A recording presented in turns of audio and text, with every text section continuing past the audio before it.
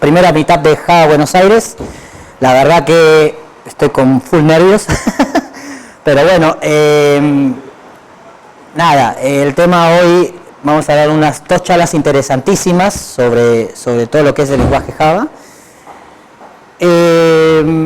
La necesidad por la cual, digamos, tuve que crear, digamos, este espacio que es de ustedes, es por la ausencia que tenemos de hablar de a los que nos gusta todo el tema de lo que es la tecnología Java y demás, tener un espacio para poder compartir los conocimientos, para poder dar diversas charlas técnicas en la cual, digamos, ustedes puedan compartir los conocimientos. Así que desde ya les digo que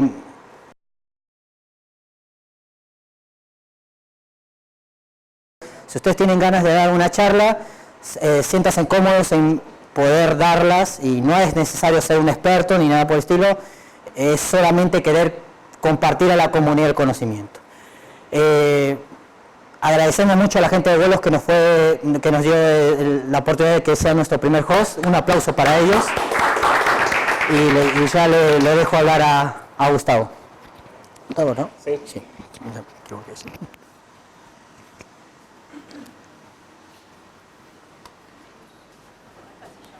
¿Sí? ¿Ahí? Esto se me va a caer.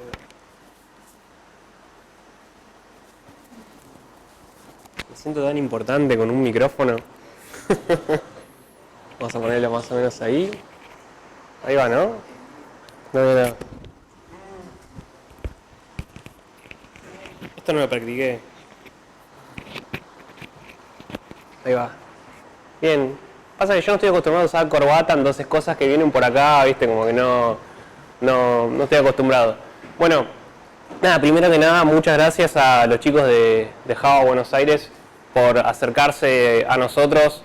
La realidad es que queríamos hacer desde hace bastante una meetup de Java y nos cayó justo la posibilidad tanto de sumar a developers nuestros para que den algún tipo de charla como para poner el espacio. Se preguntarán tal vez por qué una empresa pone un espacio y pone parte de ejecución de su presupuesto y tiempo como para poder hacer algo de este estilo. Básicamente nosotros somos una empresa argentina, no me voy a extender demasiado, pero que nacemos desde el uso de tecnologías open source. Todo el core de las tecnologías que usamos nosotros son tecnologías open source, y la realidad es que desde hace un tiempo teníamos una especie de deuda tal vez con lo que es la comunidad, y estamos tratando de empezar a impulsarlo y a empujarlo un poquito para adelante. Así que estamos viendo de empezar a participar cada vez más en meetups, en eventos, de hostearlos, de poner speakers y cosas por el estilo, como para tratar de devolver un poco a la comunidad todo lo que tanto nos ha dado. No sé si lo mencioné, pero yo soy Gustavo Siliano, soy el head del área de desarrollo backend acá en Wolox. Trabajamos con muchas tecnologías por suerte, y nada, en este caso le toca a los chicos de Java, que tienen una comunidad que tal vez hoy en día no está tan activa, y nosotros queremos tratar de meterle un poquito de inyección. En particular, no hace tanto que usamos Java nosotros acá en la empresa, y justamente queríamos empezar como a motivar y a incentivar un poco su utilización, y nos pareció interesante arrancar por este lado para poder dar un empujoncito y hacer que nuestro departamento, como la tecnología en general, pueda empezar a crecer, porque tal vez no está muy bien visto. De repente ya Java 1.6 es como que capaz no es tan copado, pero la realidad es que Java de 8 para arriba tiene cosas que son muy interesantes. Puedes usar Kotlin o puedes usar de repente las cosas que van a charlar los chicos, que en este caso son Camel, Spot, y cómo deployar en ambientes de AWS, que son infraestructuras bastante interesantes. Así que nada, muchas gracias por venir. Ahora los dejo a los chicos que son los que tienen la posta para poder dar las charlas. Bajamos un poquito estas luces y después cuando terminamos vamos a tener unas cosas ricas para picar allá atrás, además de las pequeñas papitas y lo que tenemos por atrás. Así que nada, muchas gracias por venir, y como bien dijo Luis, el aplauso es para ustedes también. Por haber venido un día de semana y nada, estar metidos también en lo que es la comunidad. Así que, chicos, esto no puedo ni sacarlo. Ahí va. ¿Lo pones vos o te ayudo? Sí, sí. Dale, joya. Bueno, hola a todos.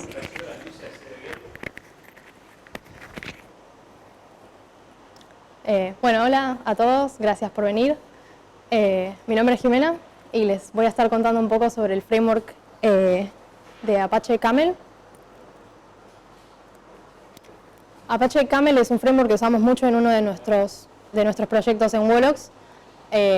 Actualmente nos sirve mucho para nuestro proyecto porque nos facilita lo que es el intercambio de información y de datos, que lo hace mucho más sencillo, muy simple interactuar con otras plataformas, integrarnos con otras tecnologías, así que nos está sirviendo bastante.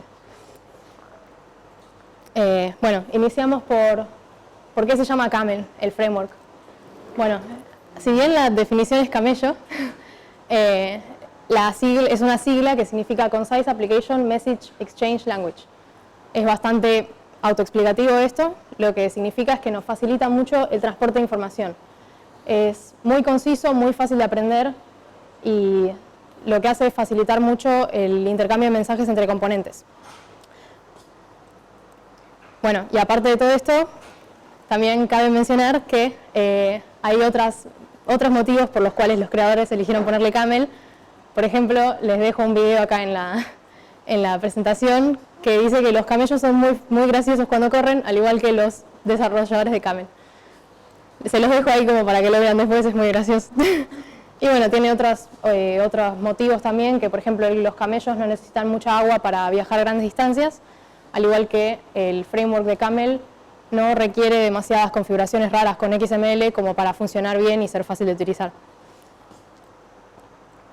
Bueno, acá tenemos las ventajas principales de Camel. Como decía, la primera es la declaratividad. Camel define un DSL, o sea, un Domain Specific Language, que simplifica muchísimo todo lo que es el uso de los métodos. El código de Camel es muy fácil de entender. Uno lo lee y es como leer un libro, como leer un cuento. Es muy explícito y muy fácil de seguirlo. La segunda es lo que ya les comentaba de la simplicidad de transporte de información.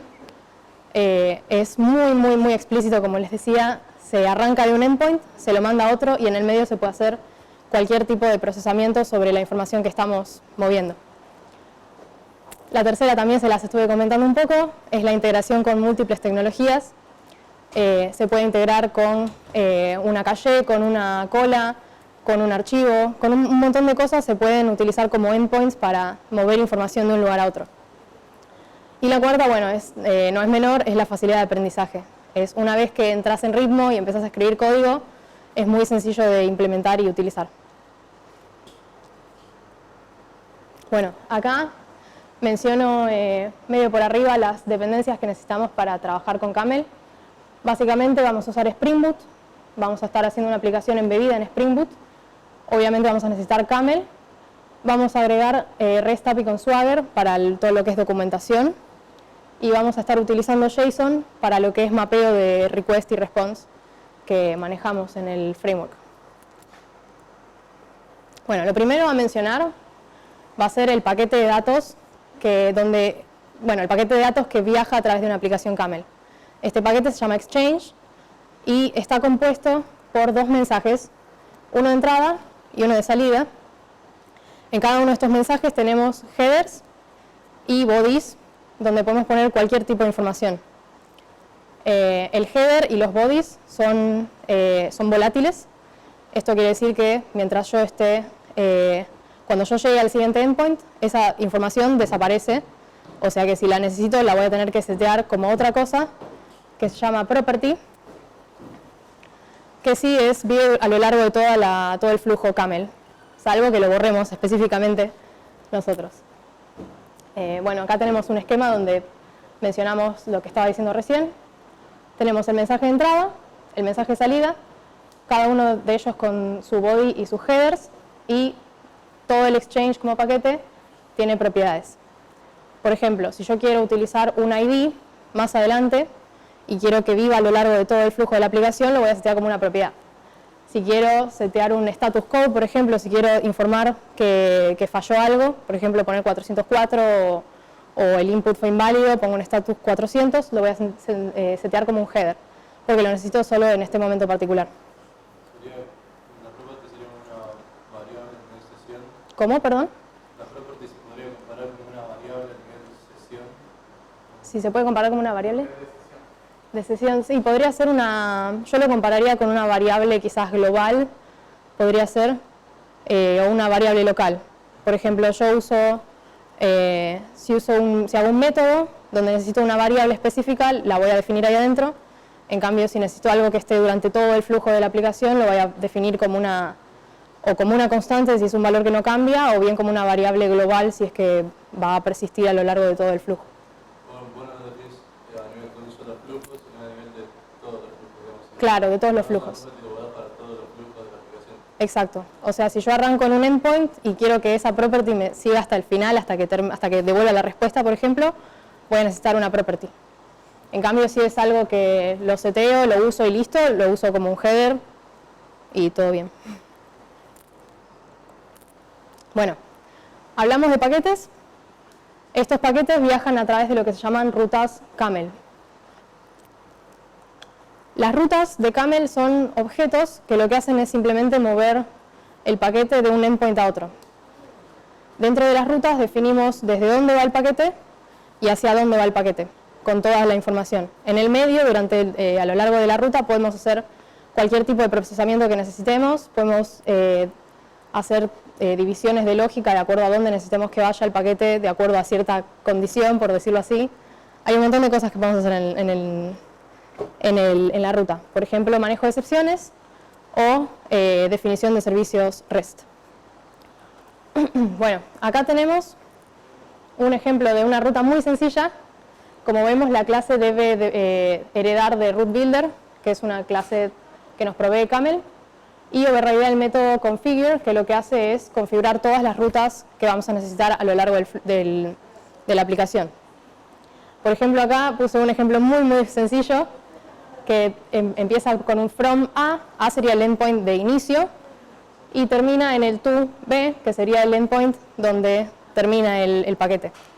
En el medio, bueno, puse el comentario do stuff, porque puedo hacer cualquier cosa, puedo pasar por procesor, setear propiedades, decidir a qué endpoint ir, puedo hacer un montón de cosas. Pero esta es la idea general. El endpoint que va en el from, probablemente sea, por ejemplo, una cola o una caché, o bien, por ejemplo, si yo definí un servicio REST, puede ser un endpoint al que llego desde Postman, por ejemplo, si le pego al endpoint. O sea, no necesariamente arranca acá el flujo, sino que puede venir de antes, de otra clase de rutas o de otro endpoint completamente diferente. Bueno, como les decía antes, dentro de las rutas podemos hacer muchas cosas. Una de ellas, por ejemplo, es el choice, que vendría a ser el equivalente a un bloque if-else, que seguro todos lo conocemos. Lo que podemos hacer con el choice es más que nada definir hacia dónde vamos a ir con este paquete de datos. No nos conviene hacer lógicas muy complejas porque por motivos de legibilidad no va a quedar muy lindo para la vista seguir el código si tiene muchas complejidades. Pero sí podemos hacer, por ejemplo acá, hice un choice donde me fijo, si se da una condición, voy a B. Si se da otra condición, voy a C. Y si no, voy a D. Es bastante sencillo y es muy similar al if-else clásico que conocemos todos, así que no es muy complejo de entender. Bueno, otra de las cosas que podemos hacer en las rutas es el cacheo de excepciones. En general lo que hacemos no es un bloque try-catch como el tradicional que conocemos todos, sino que nos limitamos a la parte del catch. El cacheo de excepciones se hace con un bloque que se llama onException, que se puede ubicar en dos partes distintas de la ruta. Por ejemplo, se puede colocar a nivel superior, digamos, arriba de todas las rutas, o bien se puede indicar dentro de una ruta en particular. ¿Cuál es la diferencia? Si lo ponemos arriba de todas las rutas, va a cachear todas las excepciones que se den a lo largo de las rutas que tenemos definidas más abajo. Y si lo hacemos dentro de la ruta en sí, nos especificamos solo una parte de la ruta en particular. Por ejemplo, si yo lo hago dentro de una ruta que va a llamar a un servicio externo y salta una excepción, voy a cachearla si está dentro de esa ruta particular, esa definición de ruta. Eso es lo que no sé si se llega a leer acá en la PPT, pero es lo que quise hacer acá. Por ejemplo, acá tengo el endpoint que definía, la ruta que definí que sale de A, y termina en B. Y acá puse el bloque onException, que me va a cachear cualquier cosa que pase dentro de esto, cualquier situación de excepción que me pase dentro de este bloque. Y acá, a diferencia del otro, lo puse arriba de todas las definiciones. Entonces, cualquier excepción que se dé en los flujos from A to B o from B to C, se va a disparar y lo va a cachear el onException que pusimos arriba. Bueno, otra cosa que podemos hacer dentro de las rutas es un servicio REST. Lo que nos permite Camel es definir un endpoint REST, como los que conocemos todos, utilizando la palabra reservada REST. Lo que acá puse como A y B es opcional, no es obligatorio. Yo puedo dejar el REST vacío, por ejemplo, pero en este caso lo que significa es que yo puse un path dentro del método REST. Esto quiere decir que yo, por ejemplo, acá estoy definiendo un endpoint que puede ser B1 process, por decir algo. O sea, dentro de los paréntesis lo que hago es definir el path del REST, del endpoint REST. Y de forma similar a todo lo que vimos anteriormente, dentro de ese REST puedo hacer cosas que más adelante vamos a ver, y después mando el paquete al endpoint de llegada, que en este caso sería C, E, D y F. Bueno, processors. Los processors son una estructura que nos permite hacer modificaciones de los paquetes, hacer, por ejemplo, puedo hacer lógica más complicada que la que podría llegar a hacer en una ruta, puedo setear properties, setear headers, o bien tomar el body y procesarlo y entregar una respuesta distinta. Puedo hacer una infinidad de cosas con los processors. Esto nos permite hacer todo lo que no podríamos hacer dentro de la ruta por temas de legibilidad de código. Una forma de verlo es decir que las rutas son un grafo donde los nodos serían los processors y las aristas del grafo serían los outputs y inputs de cada procesor, que a su vez vienen a ser los inputs de otros processors y de otros endpoints, digamos. Bueno, eso es más o menos processors. Acá les muestro un ejemplo de processor que usamos para la demo que vamos a ver, sencilla. Es un proceso, bueno, como vemos, debe implementar la interfaz processor que nos provee Camel. Tiene la annotation component, al igual, no sé si lo mencioné antes, la ruta también tiene que tener la annotation de component para ser reconocido por Spring. Y lo que hace es overridear el método process, que recibe como parámetro un exchange, y con ese exchange puedo hacer lo que se me dé la gana. Puedo setear propiedades, setear headers, cambiar el body, procesarlo, etc.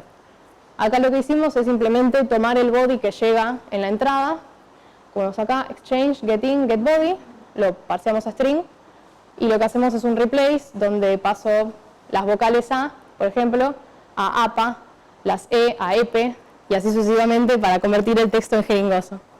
Y ese texto lo seteo en el body de salida, con el exchange, getout, setBody, perdón, y ese texto. Pregunta, profesor. Sí. Si no hago nada dentro, ¿el body sigue el mismo? Si no haces nada dentro, el body no, porque, bueno, sí, perdón, porque es un processor. El body sigue igual hasta que llegues a un endpoint. Cuando llegas a un endpoint, ahí sí muere y pasa, o sea, pasa a ser el nuevo body que se te des en ese endpoint o que te devuelva ese endpoint como respuesta. Ah, y una cosa que me olvidé, en la ruta se pone así el procesor. Es bastante autoexplicativo. Tenemos el from, el endpoint de salida, el endpoint de llegada, y en el medio ponemos process, y este processor que como vemos lo autowireamos arriba gracias a tener la annotation de component. Bueno, documentación en Swagger. No sé si conocen Swagger, ¿alguno conoce el framework de Swagger? Bueno, no sé si estamos todos de acuerdo en esto, yo creo que sí, pero documentar es algo que a los programadores no nos gusta, es algo que tratamos de evitar en lo posible. Sin embargo, es algo muy importante porque nos permite tener una noción de en qué estado está un servicio o una aplicación o lo que fuera, y le sirve al programador que venga después que nosotros para saber cómo leer esa aplicación. Pero es una tarea tediosa, sobre todo si es una aplicación que tiene muchos cambios constantemente. Entonces Swagger lo que viene a hacer es facilitarnos esa tarea, automatizando todo lo que es configuración. Bueno, acá mostré las propiedades que ponemos para configurar Swagger en Camel. La más importante sería el Context Path, que nos permite definir en qué dirección vamos a ver esa documentación.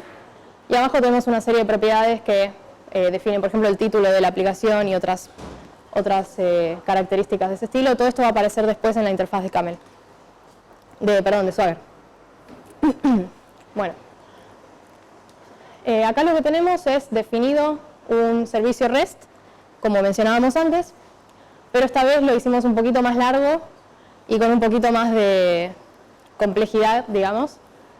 Esto es, por ejemplo, cómo documentamos nosotros un servicio REST mediante Swagger. Pero vamos a verlo de partecitas porque quizás se hace un poco complicado ver en la imagen grande. La primera parte que tenemos es la palabra description, que lo que hace es dar una breve descripción, como su nombre lo indica, de lo que hace nuestra aplicación.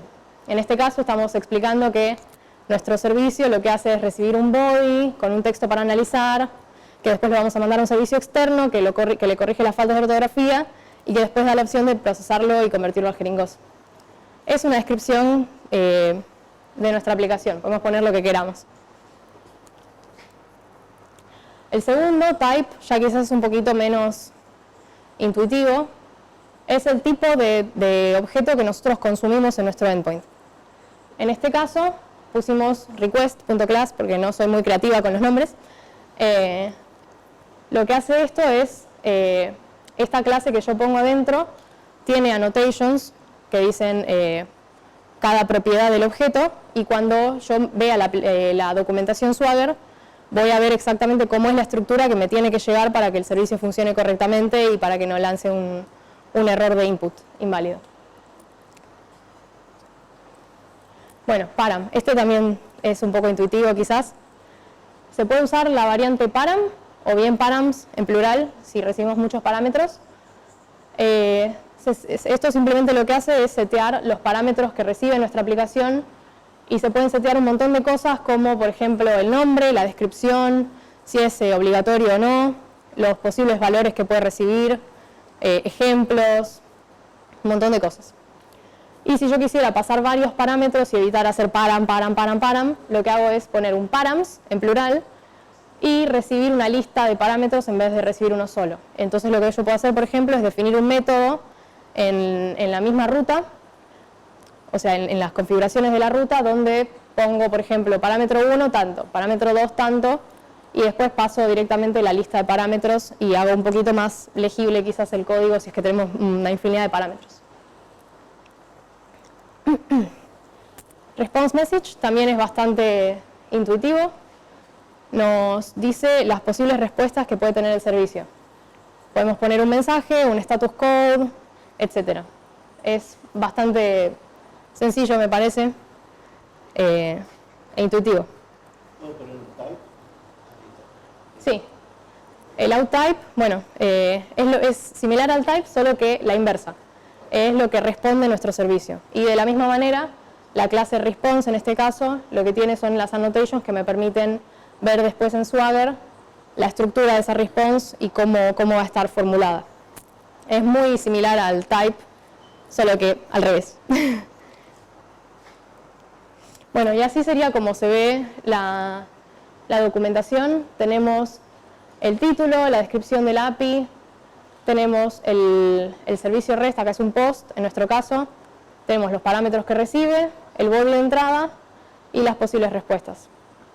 Esto es lo que tiene de bueno Swagger, lo que a mí me gusta particularmente, es que a medida que vas actualizando la aplicación, si te surge un endpoint nuevo o si te surge un parámetro nuevo que vas a agregar, simplemente lo agregas en la ruta, es muy sencillo, no requiere casi nada de esfuerzo y automáticamente la aplicación está documentada y eso es muy valioso.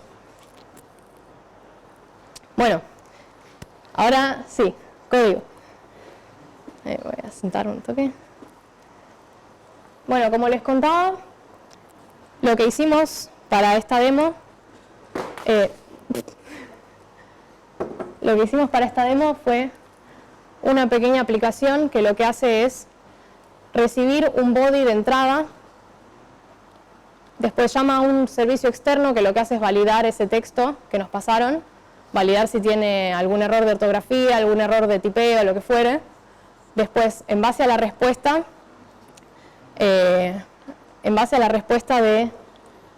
del servicio, hace los reemplazos que sean necesarios en el texto original si es que tiene errores, y luego procesa la respuesta y lo convierte a jeringoso si es que le pasamos el parámetro que convierte a jeringoso. Bueno. No sé si ven bien el código, ¿lo ven todos bien?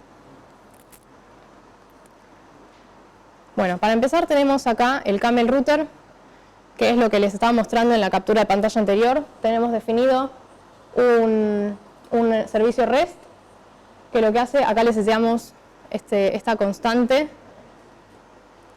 process text, este va a ser el path de nuestro endpoint. O sea, yo, por ejemplo, si lo levanto en local, voy a hacer un localhost barra text process, y eso va a pegarle al servicio, a nuestro endpoint. Acá tengo las descripciones para Swagger, tengo el definido el post, la descripción, el tipo de entrada, que como vemos, tengo estas annotations que permiten mapear la clase con la documentación. Y de este endpoint voy a esta otra constante que definí, que se llama validate text. Esto, como vemos, direct validate text es una ruta de camel. Voy a tomar un poco de agua. Es una ruta de camel que definimos en esta otra ruta, definición de ruta. Le llamamos service router porque lo que hace es ir a llamar al servicio. Como vemos, tenemos estas propiedades. Esta propiedad lo que sería es la URL del servicio al que vamos a llamar, a la cual después le vamos a agregar el texto de entrada. Y acá tenemos autowareados todos los procesos que vamos a usar. Bueno, acá vemos el manejo de excepciones que les comentaba antes. Tenemos un cacheo de excepción genérica, onException de exception. Entre paréntesis ponemos la clase de excepción que vamos a cachear. Y en cada bloque tenemos una serie de instrucciones que vamos a ejecutar en caso de que se dé esa excepción. En este caso, como es una aplicación muy sencilla, sabemos que cualquier excepción genérica que se lance va a ser un tema de comunicación con el servicio externo. Así que lo dejamos con un exception.class, pero podríamos usar un timeout exception o etcétera. Y abajo tenemos una excepción más particular, el invalid input exception, que es justamente, por ejemplo, si el usuario ingresó un body incorrecto, nos va a responder esto. O si faltó el parámetro de convert, por ejemplo. Pregunta, sí. recién ahora me doy cuenta, en los ejemplos anteriores, from A to B, me quedaba la duda siempre de qué tipo era A y B. Sí, quizás no quedó claro. ¿Puede ser que sea string? Es un string, sí, es un string, y nada más que un string. Porque así me había imaginado que era una clase. No. Era, implementaba, no sé, enter. Sí, no, me disculpo si no quedó claro. No, Es... yo les pregunté en su momento. Pero bien, es un string. Sí, es un string. Acá las definimos como constantes para que quede el código lo más limpio posible y que quede centralizado todo lo que es rutas. Otra cosa que me olvidé mencionar antes es el tema de los logs. En Camel podemos poner .log, el nivel de log, y ya eso automáticamente va a loguear. Después les muestro el log de la aplicación.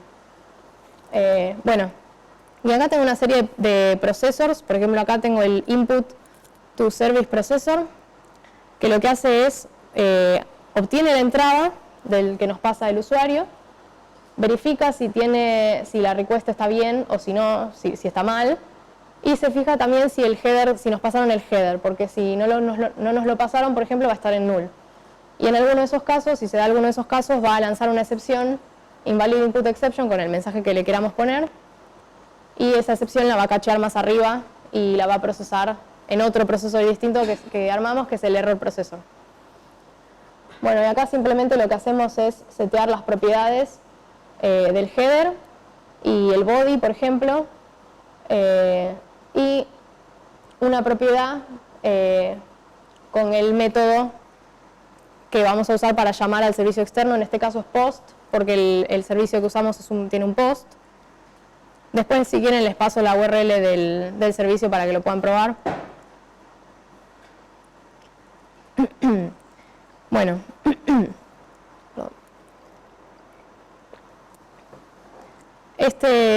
acá vemos que vamos a ir al endpoint, a la URL del servicio. En este caso usamos un to-d, esto también me faltó mencionarlo.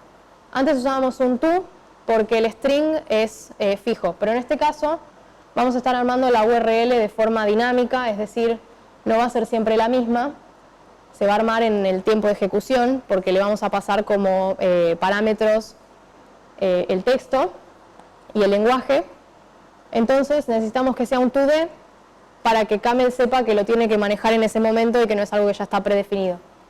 La D sería de dinámico, yo me imagino que es por dinámico. Sí. Bueno, la ruta la URL del servicio, como vemos, es simplemente, acá lo que estamos haciendo, estamos usando un placeholder, que estamos agarrando una propiedad del exchange, en este caso, que tiene el nombre de header text, que lo definimos como text. O sea, simplemente agarramos la ruta del servicio, que la tengo por acá, la URL del servicio, y le apendeamos el header texto, el header del lenguaje, que en este caso lo defaulteamos a español, y el español. Esto va al servicio, y después tenemos, acá estamos desempaquetando, digamos, con este Unmarshall lo que hacemos es desempaquetar la respuesta del servicio, y le decimos a Camel que queremos que la mapee a esta clase que tenemos, Service Response. Que esta clase no la escribí yo, sino que lo que hice fue pasar el esquema de JSON por una aplicación que ya existe, que convierte el esquema de JSON a clases, cosa de que uno no tenga que estar todo el fin de semana escribiendo annotations y propiedades. Si quieren, después también se las paso entre los links útiles. Bueno, entonces lo que hacemos es desempaquetar esa respuesta en esta clase. Y ahora sí, ya tenemos la posibilidad de procesar la respuesta del servicio. En este caso estamos usando este procesor, que lo que hace es recibir el texto, corregir las faltas de ortografía, porque el servicio no responde, el servicio que estamos usando no responde la palabra y su reemplazo, sino que responde la posición donde está el error y el largo. Entonces tenemos que procesar el texto para ver dónde está el error y corregir esos errores. Y después simplemente seteamos el body de la salida con el texto corregido. Tenemos...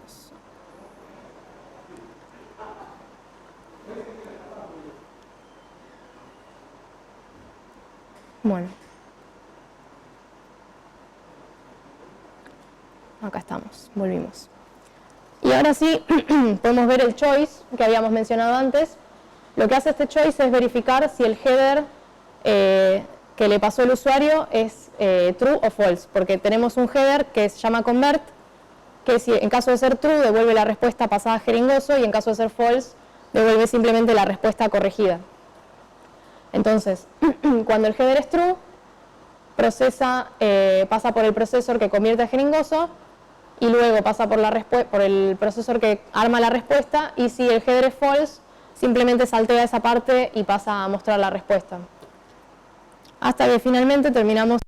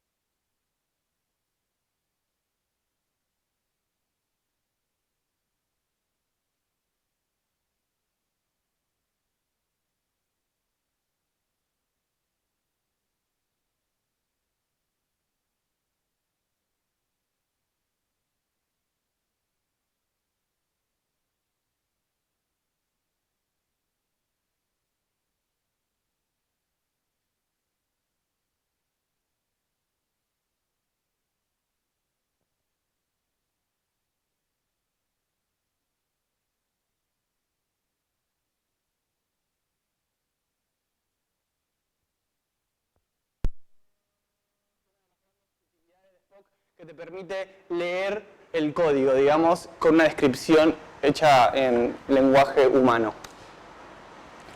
Given. Given es una mejora de setup. Setup es un bloque donde vos podés setear las cosas antes de hacer los test. Given es una mejora. ¿Por qué es una mejora? Porque tiene algo que se llama AND. Vos podés poner un given, una descripción, poner algo abajo, AND, otra descripción, poner algo abajo, y así es mucho más legible y descriptivo lo que vamos a hacer. Después están los bloques when then. When then van juntos. En when le damos los estímulos y en then los verificamos. En when tiene una semántica normal, es como código normal. En then, en cambio, son condiciones. Es para evaluar lo que hicimos en el then. Se puede condiciones, excepciones y definir variables. Se pueden agregar varias secuencias de when then. Puedes poner when then y si querés también varios then después otro when y varios then después. Condiciones, implícitas y explícitas. Como había dicho, el lenguaje tiene condiciones explícitas en los bloques then y expect, que son los cuales se evalúa lo que estás probando en el test. También se pueden agregar de forma explícita usando el assert, que es una palabra reservada por Groovy. No se recomienda esto porque una de las cosas buenas que tiene Spock es que te da muy buen feedback en los tests si fallan. Si usas assert no te va a tirar buen feedback, que después yo voy a hablar sobre él. Condiciones y excepciones. Esto es cuando hacemos test, queremos atrapar la excepción que nos tira una prueba. Para eso existe throw. Le pasás la clase del error que esperás y lo atrapa. Podés esto igualarlo a una variable y probar que el texto del error sea el que esperaba y demás. También existe lo opuesto, que es si queremos verificar que una prueba no tire un error. Entonces está la palabra not thrown. Interacciones. Una cosa muy importante cuando hacemos test y sobre todo test atómicos es ver las interacciones. Para esto está iteraciones, que tiene tres cosas muy importantes: la cardinalidad, el target y el método y el argumento. La cardinalidad es cuántas veces se llamó a ese método, el argumento cómo se espera que se llame. En Spock, en vez de tener el típico asterisco para vale todo, está el guión bajo. Spec y cleanup. Como había dicho, spec es otro bloque donde se evalúan condiciones. Está más hecho para cosas funcionales. Por ejemplo, como está en el ejemplo de la potencia. Si vos tenés un código más funcional que uno más secuencial, te va a convenir usar spec. Cleanup es donde se limpia, donde se libera la memoria usada. Debido a que estamos usando Java, existe Garbage Collector que limpia toda la memoria. Pero si abrimos una conexión o si abrimos un archivo, podemos usar cleanup para cerrarlos. En caso de que haya un error, se va a correr igual el cleanup. Por eso tiene que estar hecho para el peor de los casos. Where. Esto es para el manejo de varios inputs para un test. Si yo tengo un test que ejecuta una función y quiero probarlo con varios inputs, puedo usar where. Esto está hecho principalmente para que sea más legible el input que le doy a un test. Tiene un sugar case que es este, se separa con doble pipe el output y el input para este lado. En caso que esté definido todo el input, como es en estos, no es necesario definir las variables. En caso que sean de otra forma, por ejemplo, la puedo levantar de una base de datos usando SQL, la puedo usar de otras maneras. En cambio, que no defina el largo exacto, voy a tener que definir las pasas arriba en el def de la prueba.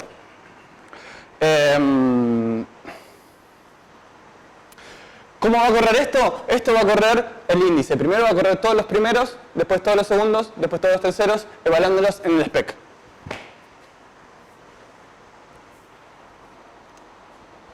Output feedback. Bueno, como había dicho, una de las mejores cosas que tiene Spock es que da muy buen feedback. Como podemos ver acá, te dice en qué función rompió, qué tenía cuando se rompió, qué es lo que está rompiendo, y trata de mostrarte toda la información de la manera más simple posible. Por eso también se espera que cuando vos evalúes algo sea lo más explícito posible. Así es mucho más fácil detectar el error. Unrunning. Sí. ¿El push mili es entre corchetes de dónde salió? El push me es porque antes habían...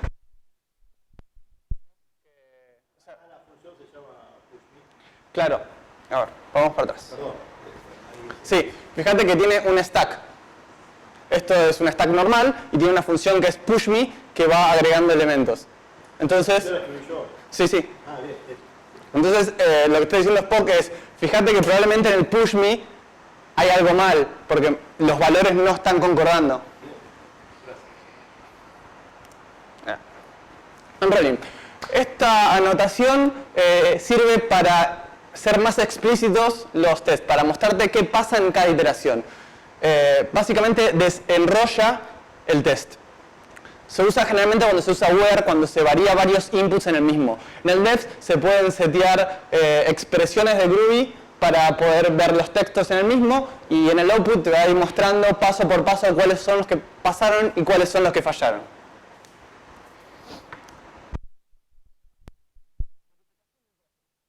Spock, cuando vos le pasás una serie de iteraciones, si no le pongo el del medio, goodbye, hello, goodbye. Quiero probar el orden en el confort. Cuando te demuestra, te da un muy buen feedback. Si hubiese sido un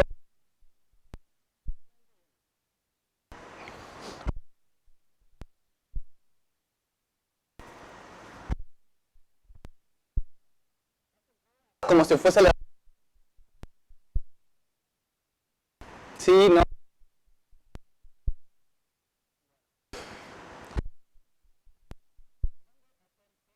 Más explícito por desarrollador al proyecto. Hace, pero es simplemente posibles. Una, el programa puede, o depende de la complejidad. ¿Qué es lo que hace? ¿Sabes que eso entonces la documentación de dentro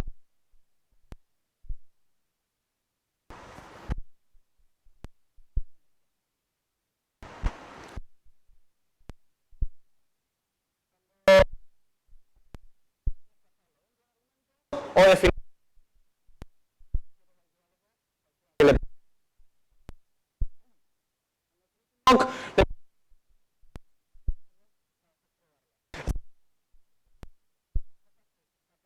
del alcance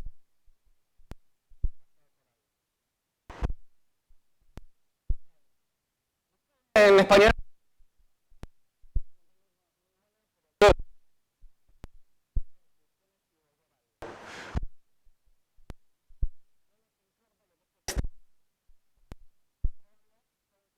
Interno.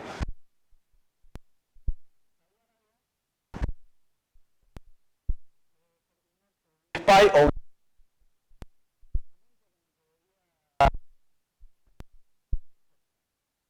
ya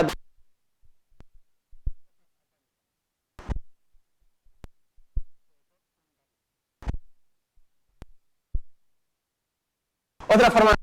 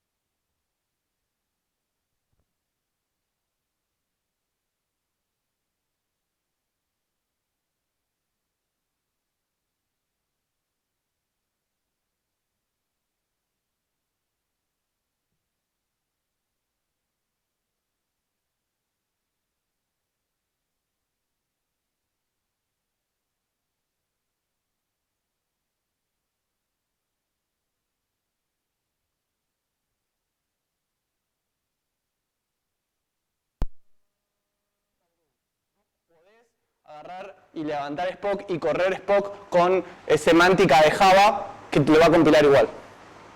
O sea, compila código de Java, pero eso no es por Spock, es por Groovy. Groovy te permite eso también. Y pregunta accesoria nada más, no me acuerdo. De todos los frameworks de Ruby, ¿se parecerá a Ruby Spec o es a otra cosa? No sé. Nunca programé en Ruby. Sí, preguntan si se parece a los frameworks de Ruby Spec. Yo nunca desarrollé en Ruby, no te podría decir eso. Si alguien tiene experiencia en Ruby y quiere compartirla, perfecto. Contamos la mitad de Ruby. Bueno, Vamos a ese. Vamos a eso. voy a la siguiente charla. Esto no es tanto técnica ni transmitir de conocimiento, sino es compartir una experiencia.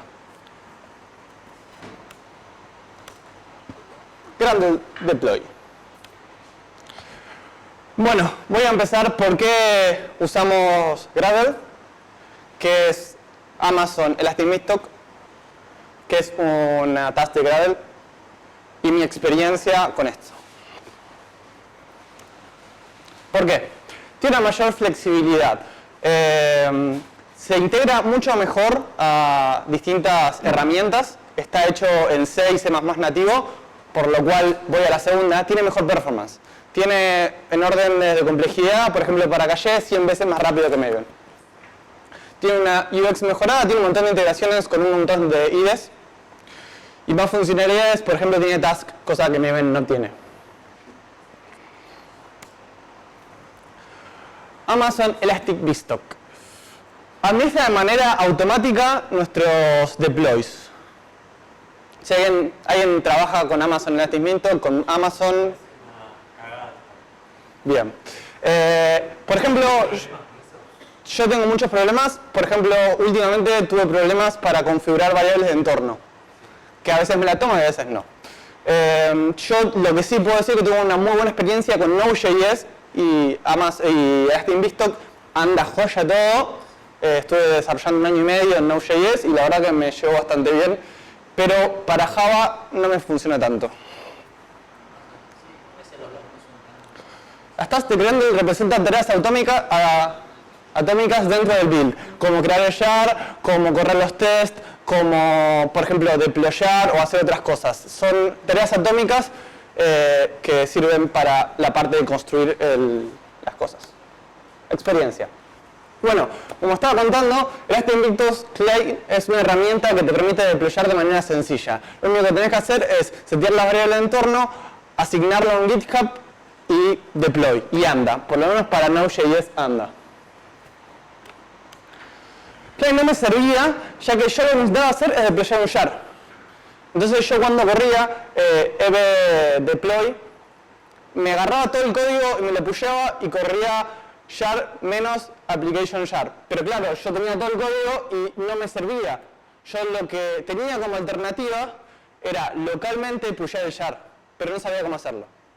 O si no, lo que podía hacer ya entrando a la consola de Amazon es correr el build en Amazon, mover el jar al root y correr este comando. Problema, Amazon te pide permisos para poder crear nuevos archivos. Y tenés un lío de la sunflauta. Gracias a nuestro Dios Google, que me salvó... Sí. No entendí bien, te metías en el servidor y hacías vos el build. Claro, y movés el jar al root. ¿En el Elastic Beanstalk hacías eso? No, en el S2. Te conectás al S2, es una alternativa, digamos. Claro, pero si vos haces el deploy en Elastic Beanstalk te levanta el S2 y te hace instalar ahí. Si vos te metés y lo cambiás y a la noche se cae ese servidor y te levanta otro, fuiste. Sí, totalmente. Sí, por eso lo que podía haber hecho es hacer un script o con el procfile hacer un script que corra eso y después buildee y demás. Tenía que yo desarrollar una herramienta que me permita ya conectado a el S2 hacer eso, o hacerlo localmente y deployar el jar. Yo no encontré una manera sencilla de deployar el jar así directamente con AWS, con el procfile, con toda la configuración básica de AWS Elastic Beanstalk. Bueno, googleé. Voy a mostrar lo que encontré. Esto es lo que dice how to deploy Java application shard to Elastic Mixos with Gradle. Intenté implementar esto. Después, si quieren, les paso el link y lo pueden ir. Yo igual les voy a explicar qué hace el código.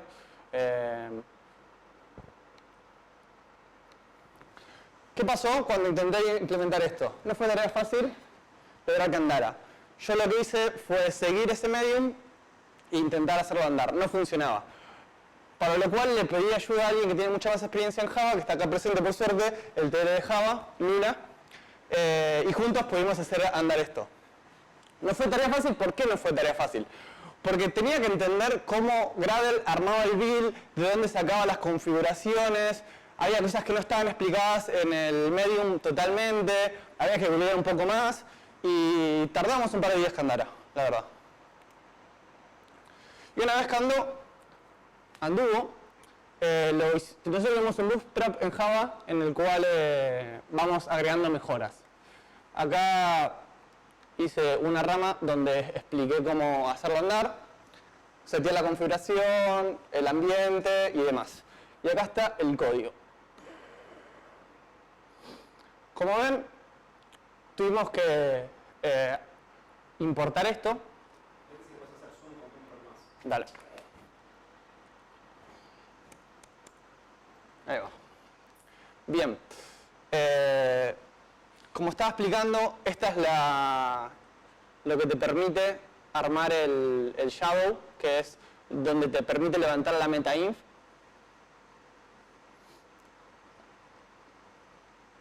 Estas son dependencias normales.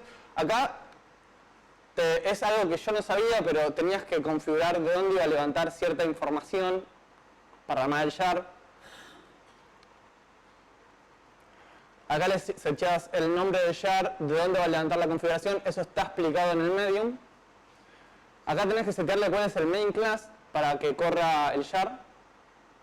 Y acá está la configuración. Esto es tu profile de AWS.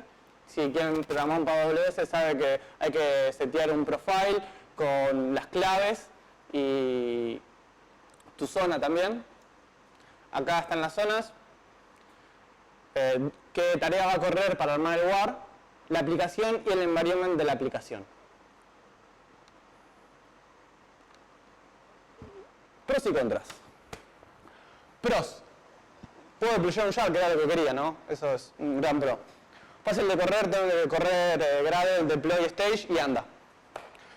Separación de ambientes, puedo correr tareas específicas por si estoy en dev, si estoy en stage, si estoy en producción.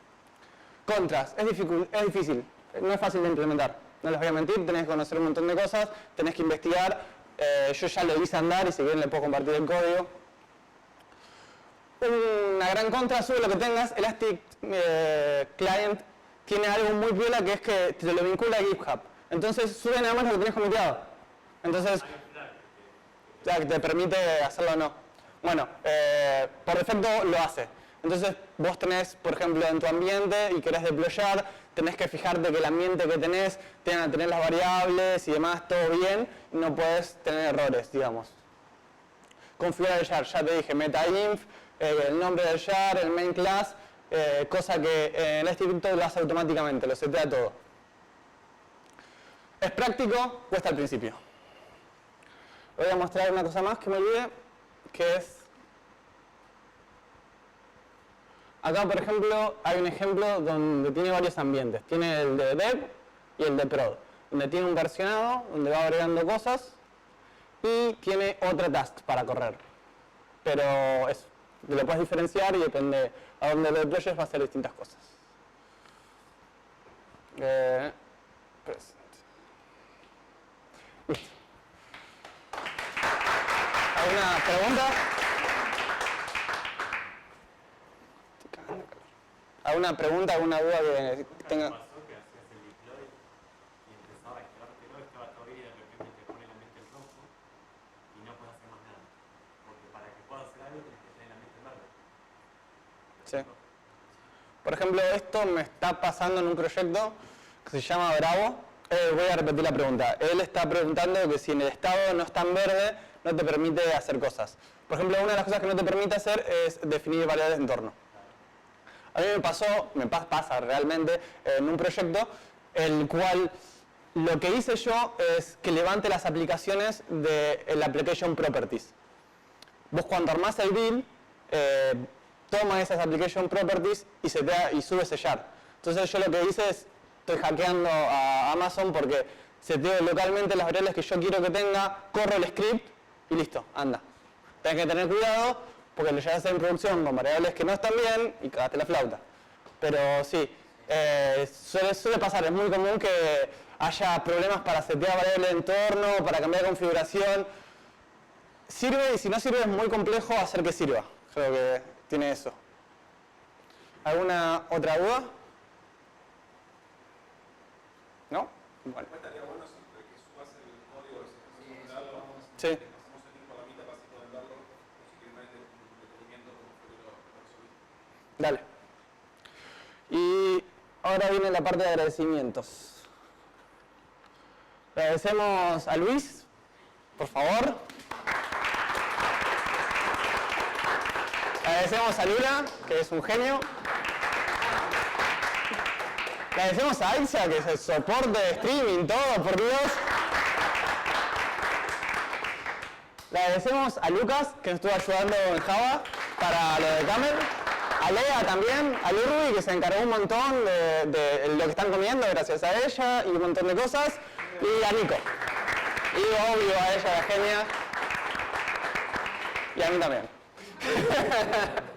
Bueno, fin. Y a Jimena, obvio. Jime, sí. Jime, por Dios. Pregunta accesoria, Sí. ¿Qué? pregunta accesoria fuera de track. Porque yo soy programador y no, justo de esto no lo veo pasar en mi equipo y todo lo demás, pero realmente no lo manejo. Pero sí sé que, por ejemplo, en Auth0 lo que hacen es deploy tanto a Amazon como a Azure. ¿Hay alguna forma de hacer esto de alguna forma que sea agnóstico de... No dependiendo de si es en Amazon o demás. Esta task está hecha especialmente para Amazon y desarrollada para Amazon. Como te dije, lo más problemático de esto es entender qué pasa por debajo de todo eso. Yo lo que mostré es una herramienta que sirve para Amazon.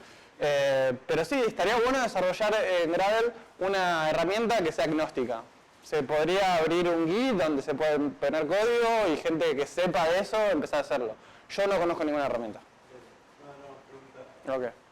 Para mí todo esto es un problema. Sí, Vistal, especialmente a mí personalmente, yo también tengo un proyecto en Gradle, en otro lenguaje, en Ruby, y una de las cosas que a mí me pasó es que los blogs no son bastante claros. Siempre te dicen, explotó algo, y vos decís, ¿qué es? O sea, es mi lugar, ¿no?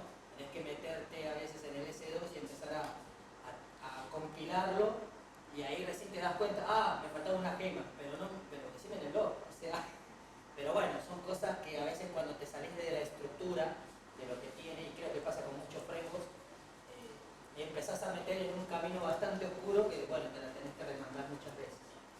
Así que bueno, nada, muchachos, esto fue, bueno, la Java Meetup, yo voy a dar la finalización, la Java Meetup Buenos Aires. Les voy a comunicar a partir de mañana que vamos a lanzar otra en las oficinas de Virtual.me, el 4 de agosto. Vamos a tener una charla, acá tenemos al speaker de blockchain. Y bueno, nada, un aplauso para la gente de vuelos que nos hizo de un post. Están todos invitados y obviamente sugerencias, los links del GitHub, el reporte y todo eso lo vamos a subir a la mitad para que ustedes puedan tener acceso y obviamente desde ya cualquier sugerencia o cosas son bienvenidas. Bueno, muchas gracias.